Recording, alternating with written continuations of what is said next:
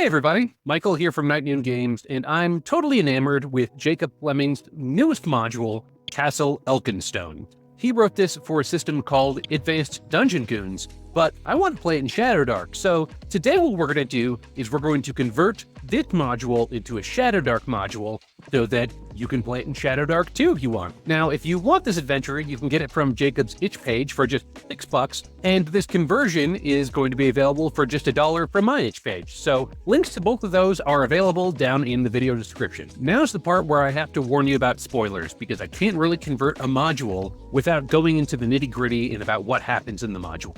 If you're just looking for a review of Castle Elkenstone, I'll be posting that to my channel next week. So I'm going to be using the Shadowdark word template, been put out by Taylor Seeley Wright, just to have everything look a little bit more Shadowdarky when I'm in the conversion. There's a link to this down in the video description below as well. The first thing that happens in Castle Elkenstone is that the group of players will encounter this possessed merchant. So we can see that possessed merchant stat block is right here. I think that's where we're going to start. We're just going to go through the adventure and do each item individually. And since this is a monster, I'm going to just pull up the monster stat block and just paste it right in there. And I might just start with the special. I think that might be easier. Heightened strength.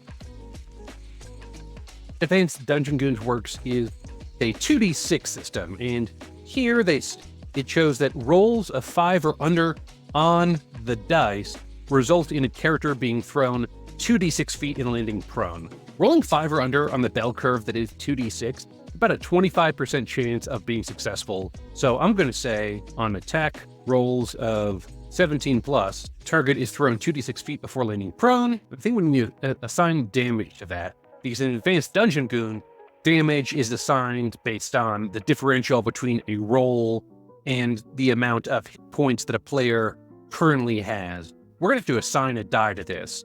And I think that since this is a merchant, it's not super heavy hitting. I'm just going to say 1d6 damage. The target is thrown 2d6 feet for 1d6 damage before landing prone. Then we're going to go in and adjust their stats, AC, and all that stuff.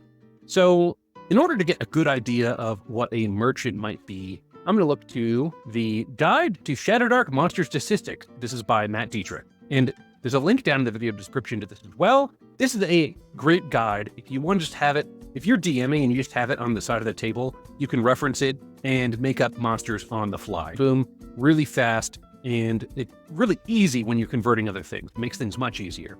So in this case, a regular merchant, I'm sure would be level 0 or 1, but since this merchant is possessed, they have this otherworldly power, I think they're probably going to be a level 3.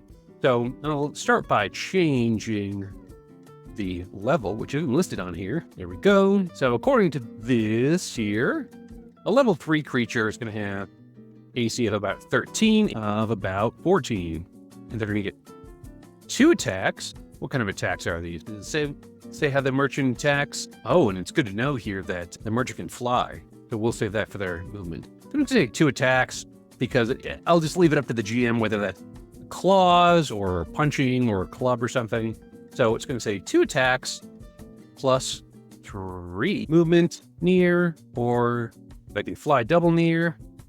And then the stat modifiers, the median and the low here, are usually the median's +1, the high is going to be 2, and then the low is going to be -2. I think the strength, since they're possessed, is actually going to be a little bit higher than 2. I'm going to keep that at 3.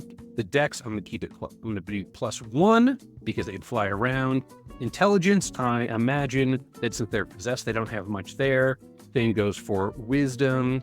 And then the charisma is also going to be a -2. They're going to be neutral because I think it's just a beast like this. They're neutral. And then the level is 3. Since their morale is so high here, I could incorporate that into the stat block, but I think I'm just going to leave it at. So the next encounter that is going to happen is the Hamlet of... And see here, there are no specific stat blocks. And there's really nothing that anyone would have to roll for in these sections. I'm not going to put anything down. So the next part of Castle Elkenstone that has any sort of action that needs to be converted for Shadowdark is when the players are going through the woods to the castle. The things that happen to them are they're going to run into a villager that's being chased by wolves. They're going to run into a furious mob. And then they're also going to see Samantha Mapleton, who has been possessed herself. So the first thing that happens here is players run into that villager being chased by a wolf. There's 5 wolves. So I'm willing to bet there's already a stat block in Shadowdark. So I'm just going to copy this over here and look for a wolf. Because of the permissive third-party license that the Arcane Library has, we can actually just use this straight out of the book, because that is one of the uses that is allowed. I'm just going to copy this straight over. And the reason why I'm doing this is so that if you are going to use this, or if anyone uses this guide, they won't have to flip back and forth and refer to their own book or another resource to have this stat block on hand. I think it just makes it easier just to have it right there. And what happened to the con stat? I guess I need to add con up here too, don't I? There we go. Looks better. And they're going to have Pack Hunter. One of the things I think is great about converting adventure is that oftentimes there's going to be an analogous creature in the system that you're already using. With this, I was just able to take the wolf straight out of Shadowdark and use it for the adventure. So I don't have to make my own wolf. They're going to be about the same power level since everyone kind of knows what a wolf is. So as long as you're playing a similar type of game that you are converting to Shadowdark or to whatever system you want to use, a lot of times you can just use the stat block within the existing system already. Next up, we have Malky the Woodcutter, difficulty score 8, and this is the morale score, which is 6. So I think Malky is just going to be a kind of tough, normal person. They're not possessed or anything like that. So again, I'm just going to use an existing stat block, copy over the wolf here, and I'm going to use the stat block for a commoner, or for a peasant rather. It says here that this peasant is level 1. I think I need to beef them up a little bit more to level 2, since Malky is a big tough guy. So again, looking at this guide, it's going to say AC is 12. That's great.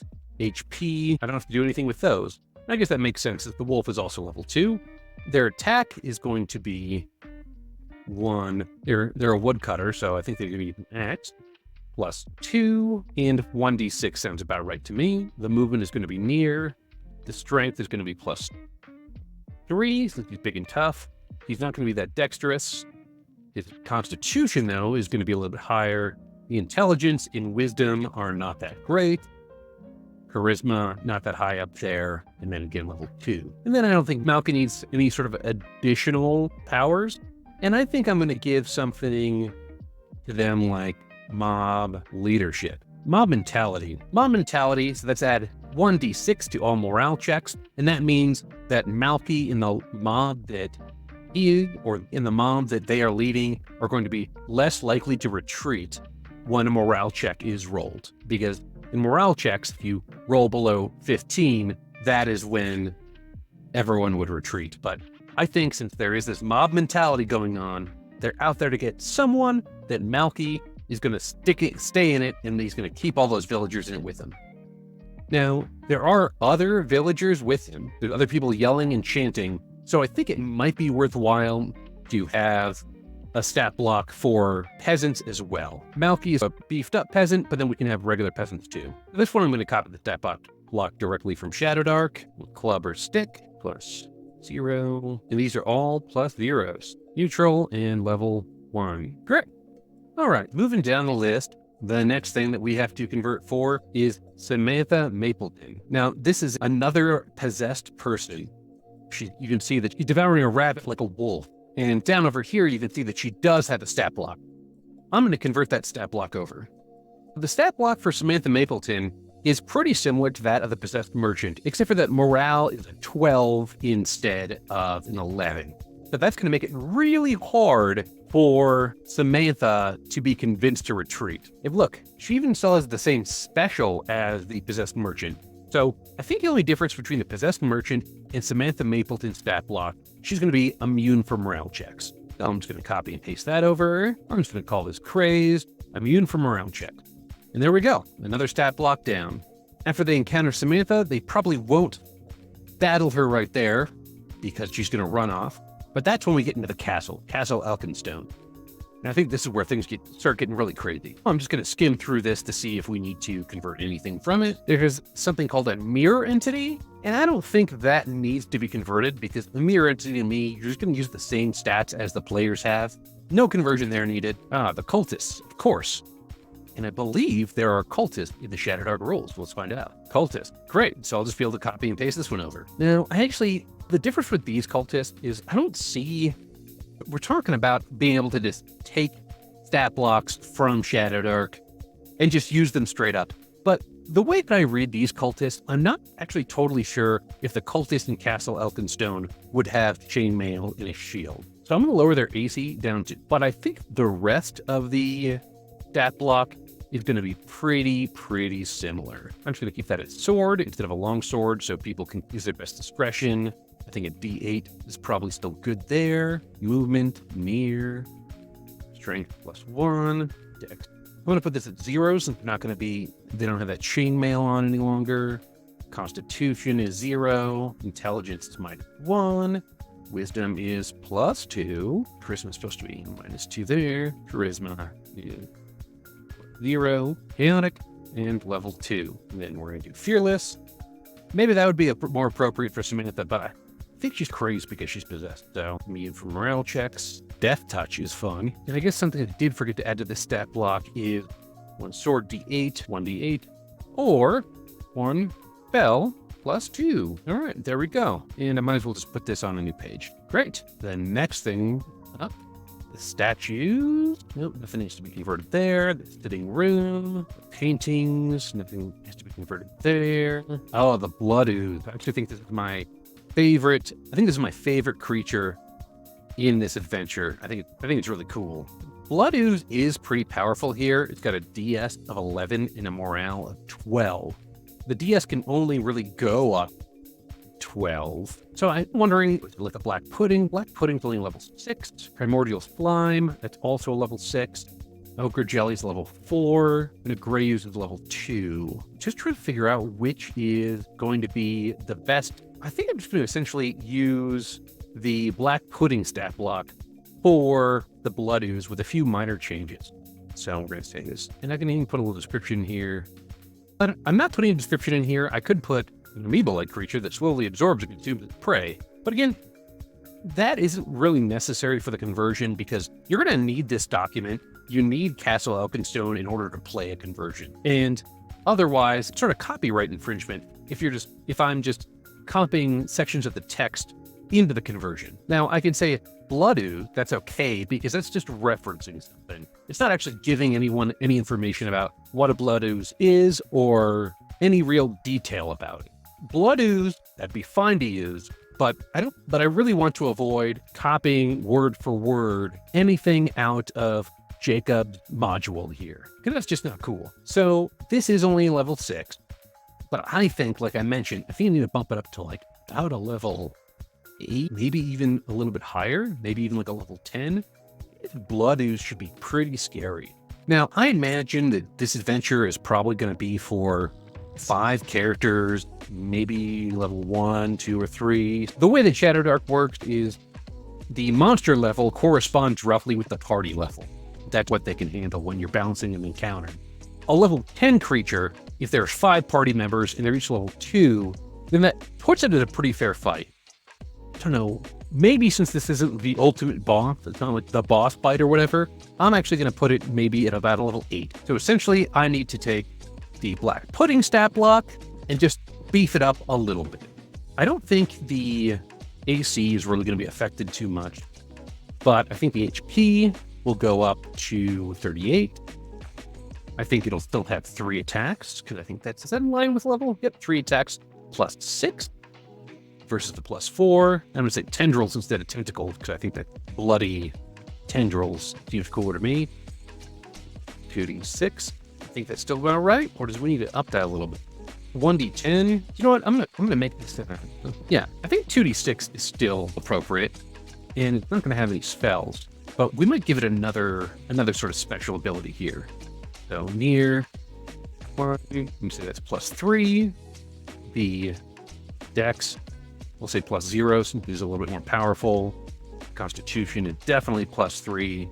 Intelligence -4 makes sense. Wisdom, 3y. And the charisma, we'll keep that the same. Neutral and level 8. So we'll read a little bit more about this special ability here for the blood ooze. This is all material. An attack with a normal weapon, which fails by 3 or more, results in the weapon being destroyed. So I'm going to change that into corrosive. Now, I don't know. I'm just going to search the Shadowdark rule. Corrosive. That's what I was going to put in there. And the description of this monster is that it's an ooze that's made of blood. Slowly absorbs and consumes its prey. It can only be destroyed chemically or magically. Traditional weapons have no effect. So this is going to be a different type of impervious. And I'm going to say, I think you can still call it impervious. I don't think there's anything wrong with using that word again. Only damaged chemically or magically. I think that would include fire, because that's what fire is. There we go. I think that'll work. And that's going to be a pretty tough creature at battle, so your group might want to run away from it instead of going head-on at it. And also, the morale is 12. I'm also going to be over... I'm not going to call it fearless, though. I'm going to call it... What do I call that? I'm going to call it ooziness, because I can't think of any better words to describe it, but it's an ooze. I don't think that it would be affected by morale check. I don't think it's going to get scared if it drops to half of its HP, because it's just a mindless creature that just wants to suck up people's blood or whatever. I mean, maybe we need to add another ability too. I mean, do we add something like Blood Drain? I think we can. I think we're just going to add Blood Drain to this. Yeah, I'm going to add a variation of Blood Drain, because I want this creature to be scary. Absorb any blood that it comes in contact with, healing 1d4 HP. Then I'm going to change this to Lifeblood. Is that one word? I think it is. Lifeblood. Absorbs any blood it comes in contact with, healing 1d4 HP. And we'll just put that on its own line as well. I think that's fine. Whatever. All right, so that ooze, that's pretty fun. That's a fun... This guy's gonna mess some people up, I think. They're gonna have to get creative if they want to hurt this guy. All right, next up is another cultist. We already have the stat blocks fleshed out for that. More cultists. We've already done that. And cultists are a blast, aren't they? Oh, trapdoors. Save versus dexterity. All right. Instead of save versus dexterity, this is going to be DC 15, but too high. We'll make it 13. See, anything else? Samantha Mapleton. And I think that Samantha Mapleton can fly. There's nothing that mentions it in here. So I'm going to remove her flying ability from her stat block. And I also realized that that is notated. So I don't think I have to do anything more with Samantha here. Storage room is nothing. More cultist. Where's it? 9, 10. Bridge control room. Door. There we go. 2 players must succeed on DC 15 strength check. 7's kind of average, so I'm going to make this 12. Holding cells. Because there really aren't too many rolls leading up to these, right? The DS 12 is pretty tough, so DC 18 would probably be about the Shadowdark equivalent, which is very hard. The lower level thing, so maybe I'll just make it 17. There we go. See, lowest level, the Demon's Heart. DC 15 Condor resistance, Vision, and then also AC 12 to destroy. I think that should be a little higher. We'll make it 13. Then we've got the Landing, which is where the large statues people have to battle. The large statues. I'll just copy this stat block over here. Or anything for statues. I think a golem? Yeah. Because it's pretty tough with the DS at 10. So maybe it's a bit... These all level 8. Yes, just... Looking at these, kind of adjust my expectations of this adventure. Maybe you want to be playing this with at least higher level players. I think that's the case. I think you might want level 4 or 5 characters to be playing this, because I think these golems, I'm going to make this a little less powerful. I'm going to make these sort of like level 6. Level 6, the AC is going to be 29. I think the HP is going to be 29. I think the AC is going to be a little bit higher. I think it's going to be like, because they're made from stone, maybe 16. Yeah, because of clay, yeah. I think 16 is going to work well there. And it's going to be 3 attacks plus 5, 1d8. Yeah, I'll kind of neuter that a little bit since there's going to be 3 of them. And then I put these spells near their strength. Is going to be probably pretty similar here. It'll be plus 3 instead of plus 4. Neutral, level 6. And of course, I can just copy this from the Shadowdark book because it's allowed by the Shadowdark license. I feel fine saying immune to damage from fire, cold, electricity, or non-magical sources, because that's what a golem would have. And I don't think that they're going to have this flow ability. That's another reason why they're like a level 6 instead of a level 8. I think I feel pretty good about that. There we go. And then finally, we're building up to Lord Bozgennath. Oh, and we'll have to convert these. We'll convert these magical items right now. Page 21, Magic Blade. The blade glows when held and unsheathed, which casts enough light to equal a torch. Its innate power grants the wielder the ability to strike ethereal enemies, such as spirit shadows of demons. I don't think that really needs any conversion. That's how it is. Portal Rod. Once per day, use the rod to place a magical portal on a wall, through which any living creature could pass. The portal expires after 1 minute. Again, I don't think that's nothing that needs conversion there. And then the Potion of Healing, powerful elixir that can restore 1d6 health points. I think that's fine too. Although I think that the hit points, you'd want to use the Potion of Healing from the book instead of this Potion of Healing, mostly because the Potion of Healing from the book levels up with your level. So I think that it's super helpful in that way. So just as a precaution, I'm going to, he will figure it out. You know what? I'll put it in here. And again, I'm putting this in here so that someone doesn't have to even bother flipping through their book to check on it. Okay, great. So we've got those figured out. And then finally, the demon, Lord Bozgennath. Of course, we're looking for demons in the Shadowdark rules. There we are. And I think that it's not quite the level of a Baylor, I don't think. Maybe if this is a higher level adventure for levels like 4 to 5. And players are really weakened a little bit by the statues that they have to battle. Would it be fair to put them in a level 16 creature? I think I'm gonna neuter this a little bit, because this power level here, it just doesn't scale in the same way that Shadowdark power level scale. So I think that it's going to be closer to level 9 or 10. If we give the reskin as Galbrazu, potentially, or this Merilith. I think we're going to reskin the Merilith a little bit here. I think that's going to be the closest we're going to be able to get here. So, Demon's Chambers, Lord Bozgennath. And then we're going to have 2 stat block for Lord Bozgennath. The reason that is because if the demon's heart's been destroyed, it weakens the demon. So we'll just start with the full-fledged version of this monster. I think 17 works well, HP 43. Yeah, I think that I want it to be about a level 9. So we might even just copy a lot of this straight over. Let's say how Lord Bozgennath attacks. Monster's tongue. Oh yeah, so it's like an elk, right? It's the cover. This is Lord Bozgennath here. And I think it's pretty sick. So we got these big, huge claws, and he's got these elk antlers. So how can we skin this to make it a little more Shadowdarky? I'm going to say 2 claws plus 7 and maybe 4 claws and 2 antlers. Just goring them with the antlers, I imagine. If I'm going to lower that actually to plus 5, and the antlers are going to be plus 7, because those are going to be beastly. D8. Antlers, 2d8. Yeah. Could really mess some people up there. Movement near. Is there any other special ability with climb? Oh, yeah. Strength, plus 5. Do that again. 4. Con, plus 3. Intelligence, plus 3. Charisma, plus 4. Definitely chaotic.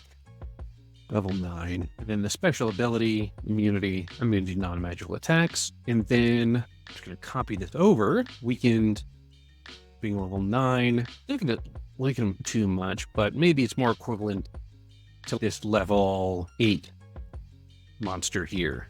Demon.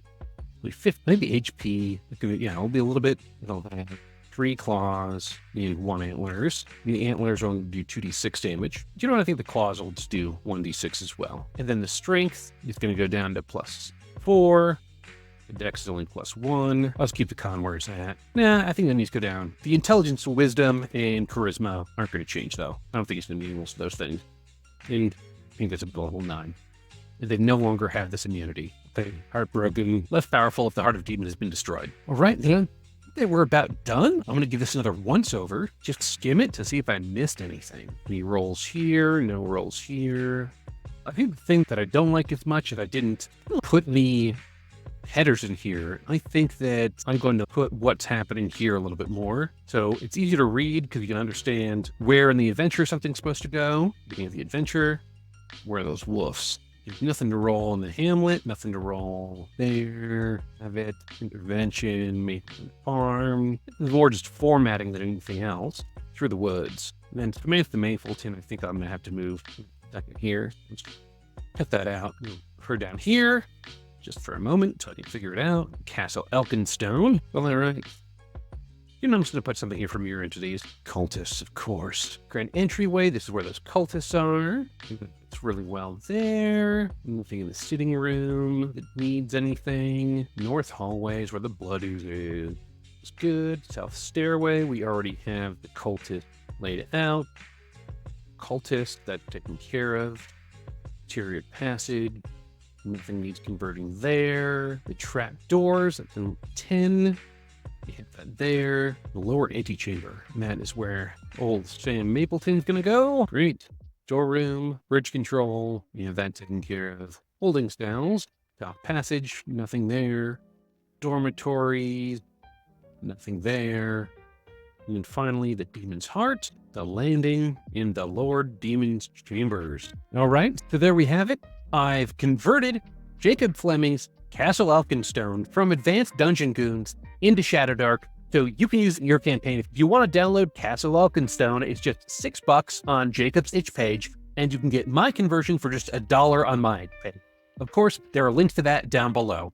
If you want to see my complete review of Castle Elkenstone, that's going to be posted next week, so make sure to stay tuned for that. And of course, like this video and subscribe to my channel so you can see more great Shadowdark videos from me. One last thing, if you're going to be at Gen Con, I'm going to be at Gen Con too. You should stop by. I'm working at the Arcane Library booth, which is in Entrepreneurs Avenue. It's going to be a blast. Kelty's going to be there. I'm sure she'll sign autographs for you if you want. And I'd love to say hi. I'm also going to have a copy of one of my zines there that I'll be giving out for free. So stop by and pick one up.